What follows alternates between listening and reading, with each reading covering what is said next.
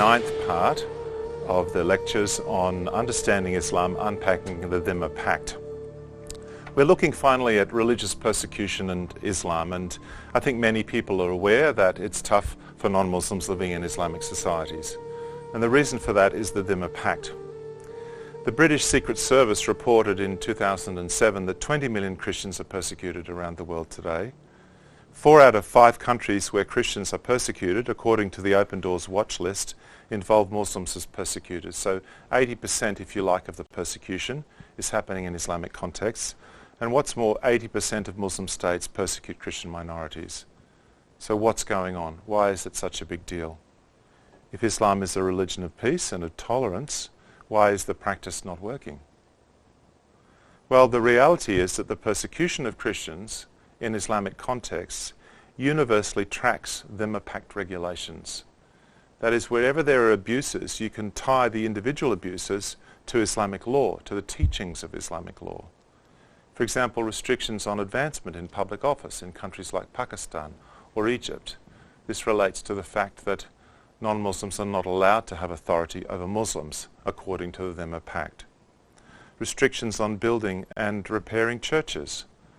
These are reported in many Islamic countries, from Indonesia through to Egypt. And this is because, in Islamic law, churches are not supposed to be built or repaired after conquest. The Islamic community is meant to be held, the non-Islamic community, the Christian or Jewish community, is meant to be held frozen in time, as it were, unable to advance in any way. The kidnapping and conversion, sometimes marriage of women, is reported in many societies where non-Muslims are a minority. And as I've explained, this is one of the results of the Dhimma system and the laws of jihad, which permit the rape of non-Muslim women in wartime conditions, and this creates a culture of sexual abuse. This is also combined with the disability that non-Muslims and women have before courts of law. They're unable to have their testimony listened to in any case. Often attacks on Christians are not prosecuted. There was a famous case in Egypt some years ago when a whole number of Copts were killed, and when it came to the courts, a few Christians were convicted in relation to the events, but no Muslims were convicted of doing the killing. The bans against witnessing, which sometimes you even see being extended into Western countries. There was a man preaching on the streets in London, and the police came to him and said, "You can't preach here, this is a Muslim area." Apostasy penalties being applied. Restrictions on conversion. In Malaysia, it's incredibly difficult to get your conversion to Christianity accepted by the state. And if you're a woman, you can't marry a Christian man if you're a Muslim woman. So you can't actually marry if you've converted to Christianity in Malaysia.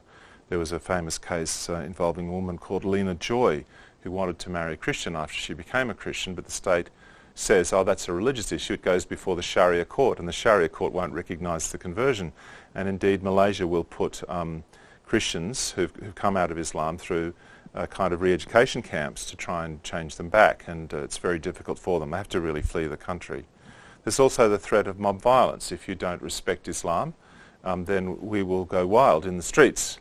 Lord Ahmed in London said, if you let Geert Wilders come and speak in Parliament House, there'll be riots on the streets of London.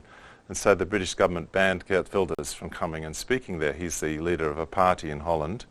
In the end, people took that to court, and the decision of the government was overturned, and he did come and speak. But that's the mentality of the threat of violence that's even working in the West. But it's particularly the case in Muslim majority countries. So we've had many examples in Egypt of churches being destroyed, of oppression of converts, jizya payments being extorted in local communities, abductions of girls, being unable to get them back. Nigeria, the pressure of mob violence, destruction of churches, regular killings, inferiority legislated in Sharia law. The blasphemy code in Pakistan, which causes Christians to live in fear, and the legal vulnerability they have surviving and getting their cases through Sharia courts. In Aceh, some years back, I read a pact for church destruction. The Christian community signed a document saying they would demolish their churches in order to prevent the community from rising up and destroying them. And they did this. It's ironic because the document was said, as a sign of Muslim tolerance, we're permitting you to destroy your churches so that you won't be attacked and killed because we're so concerned for your welfare. and for your safety. So these sorts of things are happening all over the world in Islamic contexts. Now, what can you do about this? In other lectures, I will be explaining some ministry principles, spiritual principles, to help set people free from the fear, the intimidation, the sense of gratitude or vulnerability that comes from these principles. And we've found these prayers to be very powerful and effective in changing people's lives and in releasing them into ministry. And I would encourage anyone who comes from a Christian background who's going into ministry with Muslims to go through prayers and go through this ministry to declare their freedom in Christ and to understand these dynamics as well so they can be bold. But some of the things we need to do is end the silence, the denial about this history. This is a denied history, a suppressed history.